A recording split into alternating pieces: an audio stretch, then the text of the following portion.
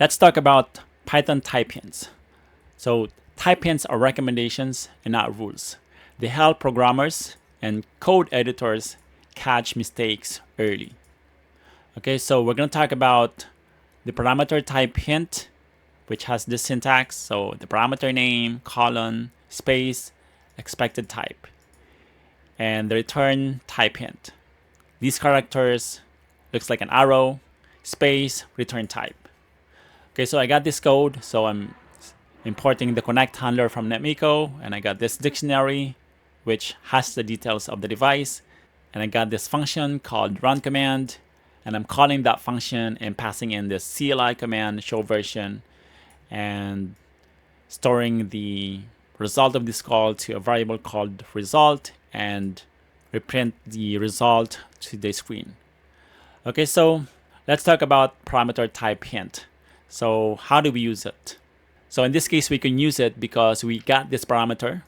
So in this example, we got this parameter called name, and now we can add colon, space, and the expected type. So the expected type is string and closing parenthesis. And to use the return type, we can actually do this.